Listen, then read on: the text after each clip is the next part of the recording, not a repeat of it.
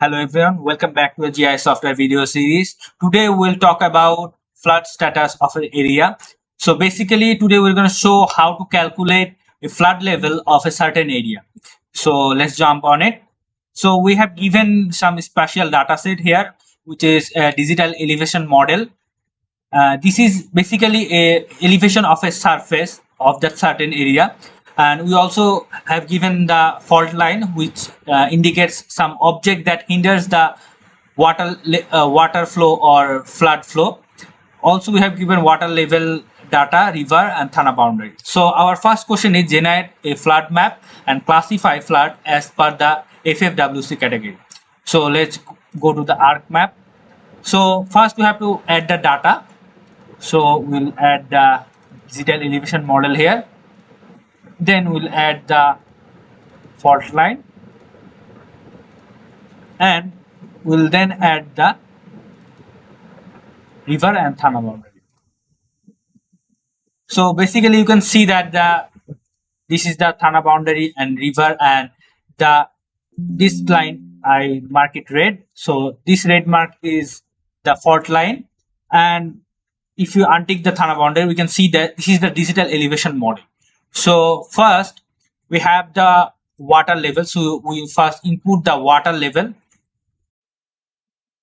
Water level is an Excel file. So we go to the folder, and here in shape, here in water level spot value, you can see if you go to the Excel access file, we can see that there is ID easting, northing, and water level in S meter, another parameter. So we have to put it inside the arc map. So we minimize it and go to the arc map event and add the data of the water level spot. So this is our file, and if you select the water level, this is our sheet. So we add it here. Now it is not been added, so we have to export the XY data from this value. So we'll display XY data, and here in X field we'll do the easting and Y field in the northing, and the Z value will be the water level in meter. We'll give the projection system, which is the BTM, and we hit OK. As you can see, there are points all over the area. Now we have to make a raster from all this point, and we have to compare it with our digital elevation model so that we can get our flood level.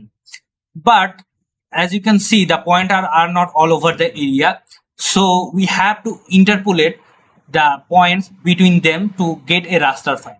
So we'll use the interpolation system here to get the raster file.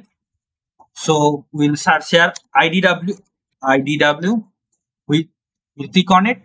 This IDW is an interpolation system to get all the points to make a raster. So we'll put the events here input, and the Z value will be the water level in meter, and the output raster will be IDW.if. Hit save, and now here I have to put the input barrier coordinates. Our barrier was the fault line, so we will put it the fault line, and the environment will set that in processing extent, the extent will be the digital elevation model file, because we don't want our raster file to interpolate outside of our DM file. So we'll snap the DM file also, and the raster analysis cell size will be the DM, and the masking also will be the DM. We hit OK, and now we'll hit OK. So the IDW is running, so it will take some time to complete.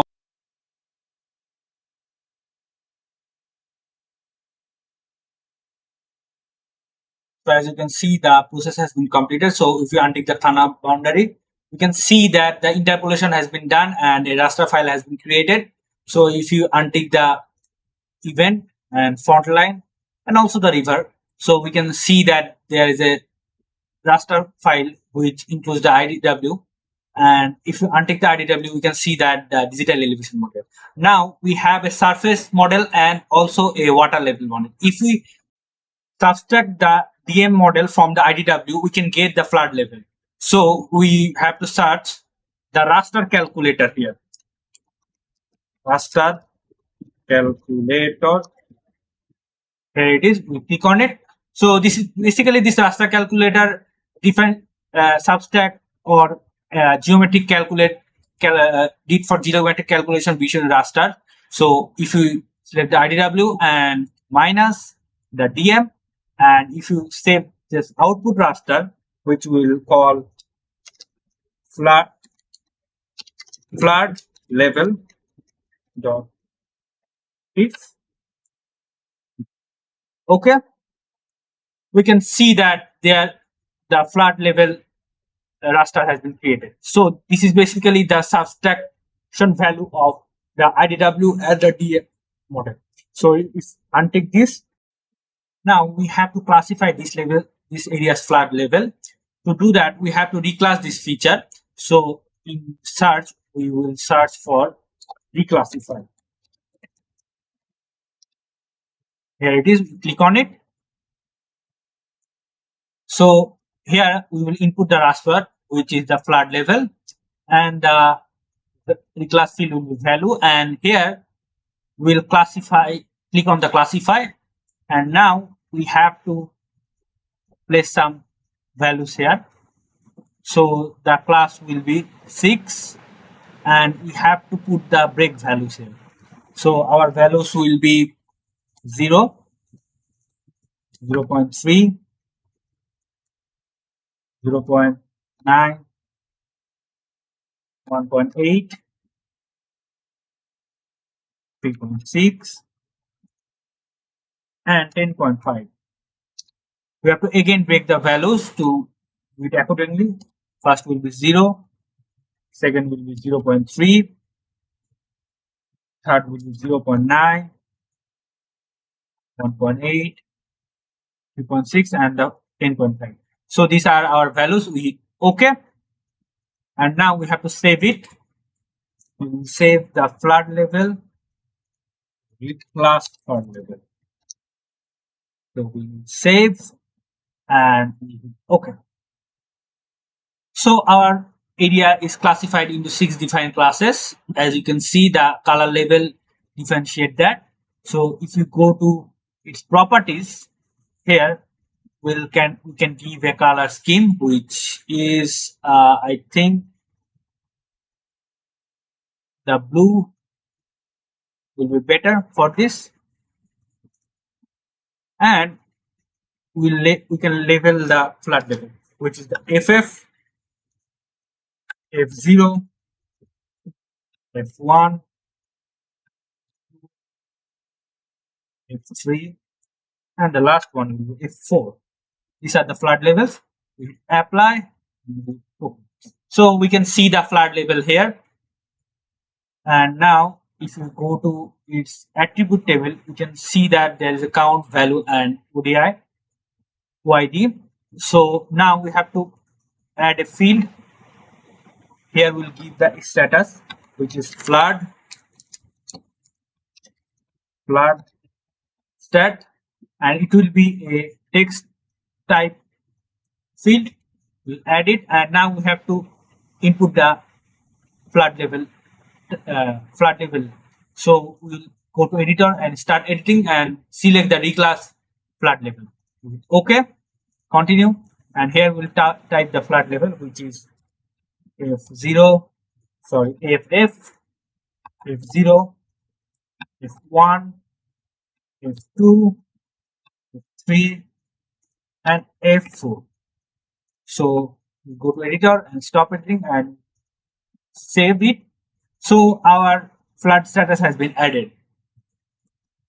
So this is our classified version of flood level.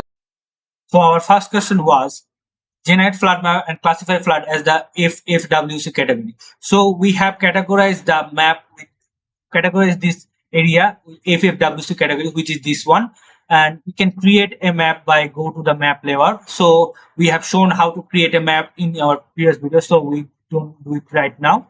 So we go to the next question, which is the find out the flood statistics for each category. So we go to ArcMap. As you can see that there is a flood category, so we have to get the statistics of the area. Now we'll need it but this is a raster file. We'll need a vector file to calculate the area. So we'll convert this raster to a vector file. To do that, we'll search here raster to polygon. So this is it, raster to polygon. Here we'll put that raster, and the value field will be the flood statistic we made. So we'll save it, which will name flood stat. We'll save and it's okay. So the vector file has been made, so we don't need the raster file. From this vector file, if you go to its vector file, if you there is the vector file flood stat. If you go to the vector file attribute table, you can see the flood status. So we will add a new field here, which will name area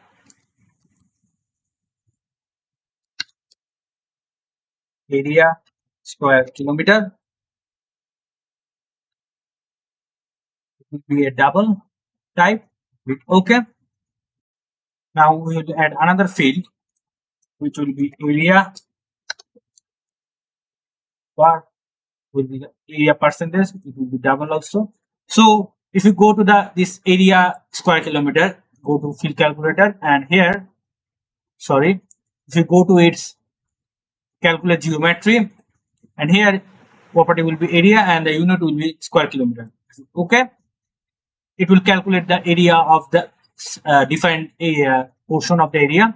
And if you go to its statistics, you can copy the sum later and go to field calculator, and here we'll calculate the percentage of the area. So square kilometer divided by the sum into 100%. Okay, so the percentage has been calculated. Now we have to select all the field and copy, and go to the Excel file, and here we'll paste it. It's taking some time. So the value has been pasted. We go to insert and click on the pivot table. Here we'll select a worksheet and we will OK. So we need our values according to this criteria. So if we put flood stat to the row, and the area is square kilometer and the area percentage in the values. So as you can see, the pivot table is marked according to the flood status. So we can see that the area percentage and the sum of the area. So this is our answer for the second question. And the third question is to identify the extent and magnitude of flood for each thana and generate statistic. So we have go to the arc map, and we have selected this. Now we have to put the thana in our shapefile. So we have to intersect our thana in this flood status. So if we go to geoprocessing and click on the intersect, and here we'll add the thana band and the flood stat here, and we'll save it, which will be thana stat. We save and OK. So thana stat has been done. If we go to its attribute table, we can see that the thana name has been here. So we have to update the area of the area. So if you go to its area and we go to its calculate geometry, if you yes, and here we'll select the square kilometer and hit OK. So the area has been updated, and we'll need the area percentage, which we will go to field calculator.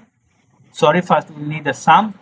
So you go to statistics and copy the sum and go to the area field calculator. Here we'll divided by the sum into 100. Okay, now it has been done. So we'll again select all and copy them and go to the Excel file, create a new sheet, and we'll paste it here.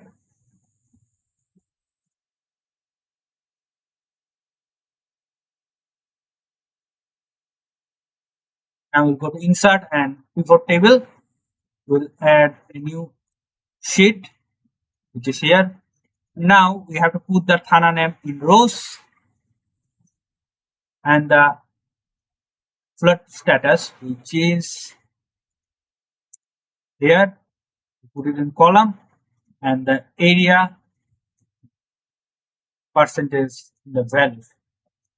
So as you can see, in for each Thana, the flood status has been calculated and the sum is 100%. So our number 3 question is done and it has been answered. And our fifth question is compose an A4 size map showing the flood extent and magnitude for each episode of eastern Bangladesh. So it can be done by going to the layout view. We showed how to create a map and then layout view on previous videos. So it can be done easily. So that's for all today. Thank you everyone. See you on the next video.